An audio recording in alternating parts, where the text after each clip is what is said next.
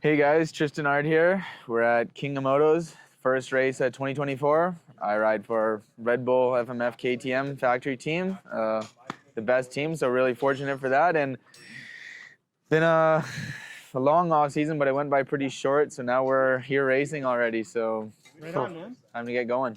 Trystan Hart, you're the defending US Hard Enduro Series champion. You are coming into 2024 as the defending Endurocross champion. You're number 3 in the FIM World Hard Enduro Championship Series. That was a pretty solid 2023. Yeah, it'd be tough to get much better than that.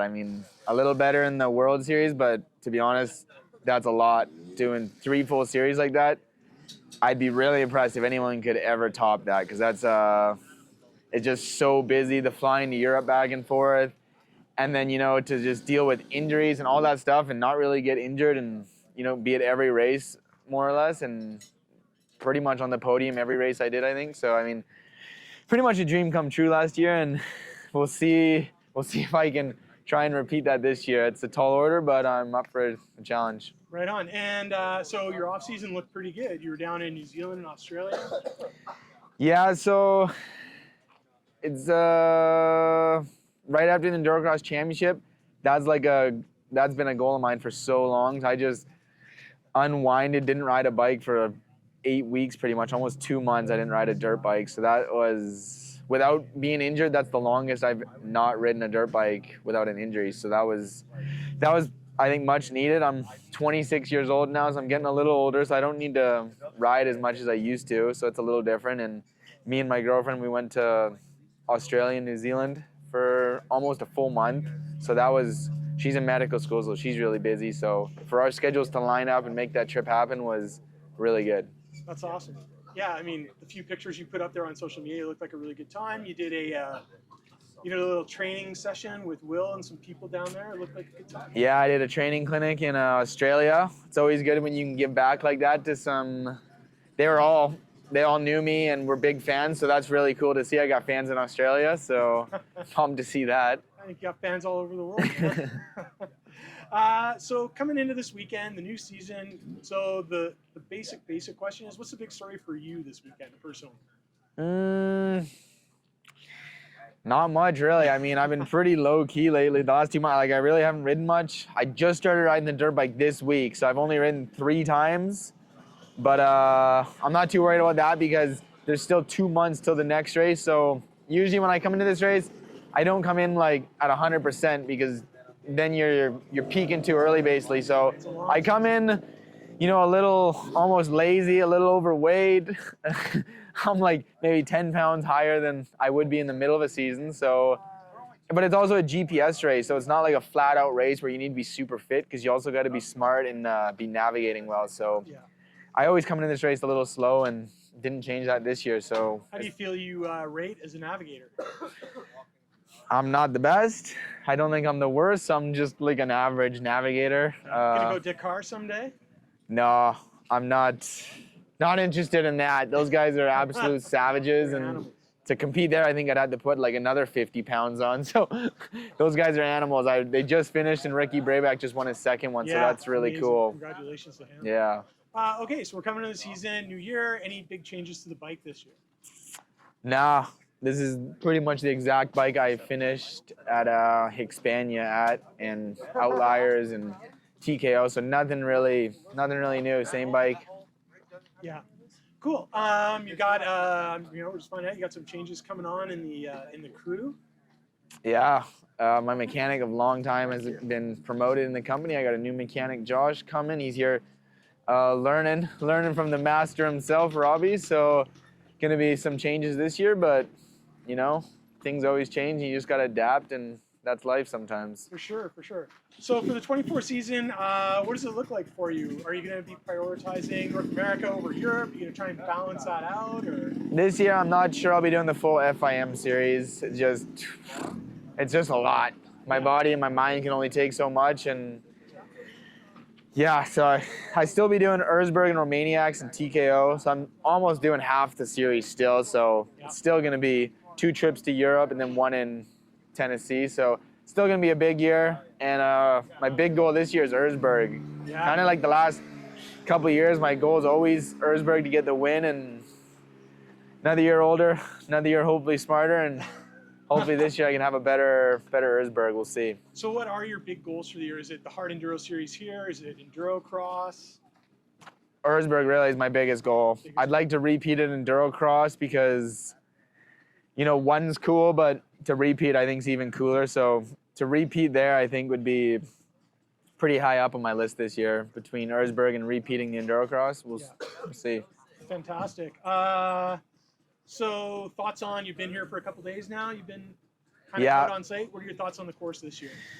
It's super dry. Seems like it hasn't rained here in so long, and so when the dirt's super dry like that, it's just like silt. So it's really dusty, and all the rocks are moving a lot because the dirt's not sticky. So kind of like outliers. Yeah, pretty similar to outliers. So I think it might be pretty difficult this year, and there's also one more lap in the main race. So it's instead of 2 hours, it's going to be more like 3 hours, maybe 3.5, because I think it's going to be harder too. So going to be kind of more like the old King of Motos where it used to be long and tough. So looking forward, going to be challenging, and I'm looking forward to that.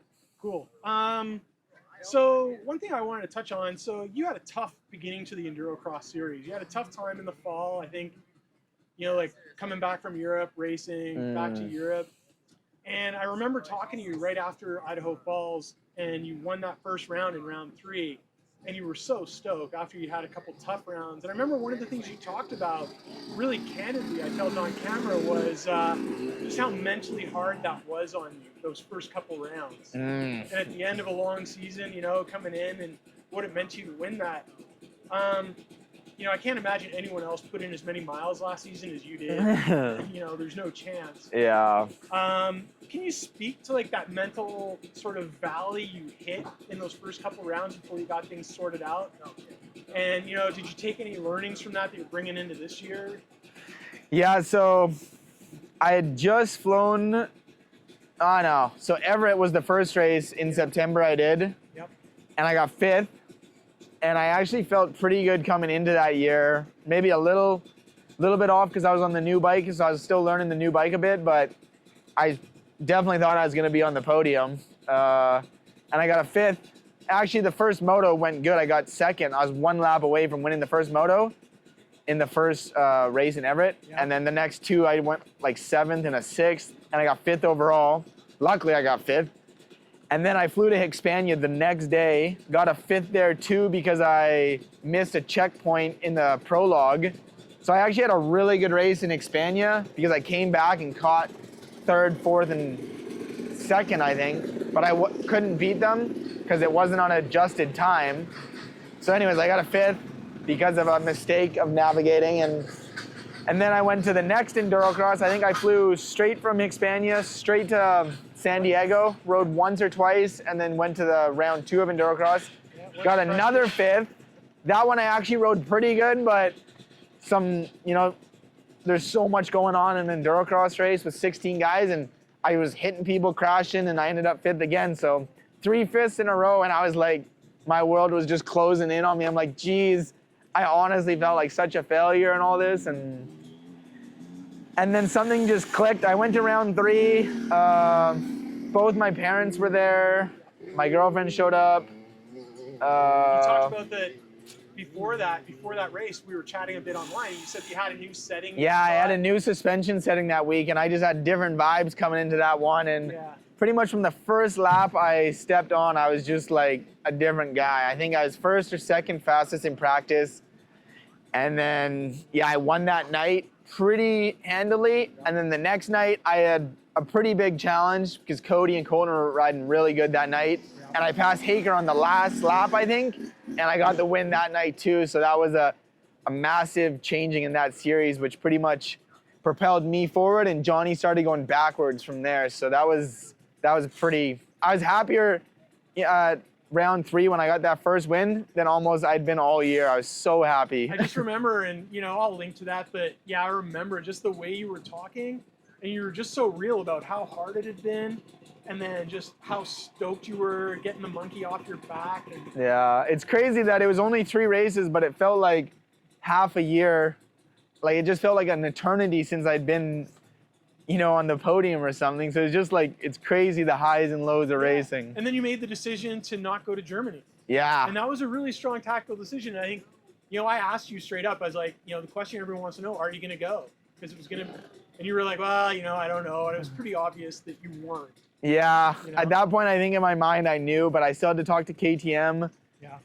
And luckily, they put their focus the same as mine, and that was on the Endurocross. And the year before, I had done the same thing, but I went to Europe, and I came back and got sick, and the whole year went to a disaster after that. So I really didn't want to make that mistake again. And yeah, I stayed home, and we got the job done and got my first Endurocross title. And that was huge for you. Like, I know you wanted that so bad. I'd been so close so many times, and I've been injured so many times. So I'd been racing it for 12 years, but really I was only in contention for maybe 4 or 5 years. So it wasn't like a long time, but 4 or 5 is still a long time of being second and third. So that was good. So, you know, coming out of that mental sort of toughness piece where you came back, you were able to be resilient and come back. What 3 words would you use to describe yourself as a professional hard enduro rider? Resilience, I guess. I just didn't give up, and I guess I could have folded up and just threw those last 3 races away, or 4 races. But you know, I just really wanted to basically make it happen, force it if I had to, and luckily everything came together and it worked out happy ending.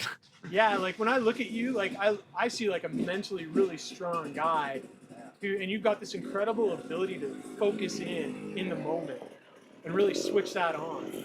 Yeah, I'd say it's a love-hate relationship to be mentally strong, because it's something that you need to do, but you don't really want to do because it's so taxing on your mind to, like, especially in these hard enduros, if it's like a 4-hour race, to be mentally strong that last hour is just taxes you so much. So it's good that you can do it, but it's really not always fun to do it. Hey, there's Oakley. There's my dog, Oakley. Well, Oakley, I told people that Oakley was going to be in the video, so this is great. So here she is. 3 things you're most looking forward to this weekend. Racing back with the boys. It's been a while since, I've raced hard enduro with all these guys, and most of them are my friends, so that's always good times. So that's 1. Hopefully be on the podium. That would be 2. A good start to the year would be really amazing. And just seeing everyone doing interviews, seeing all my friends at the races too. So not just the racers, but all the fans and all those people too. So that's always fun. It's exciting for me too. That's the thing I was most looking forward to. Was coming and seeing you guys and like seeing the race. And actually, I'll say one more thing is riding the factory bike's always something that's pretty special to me. I feel like that maybe is cliche, but for me, just getting on the freshly prepped bike is always pretty special for me. No doubt.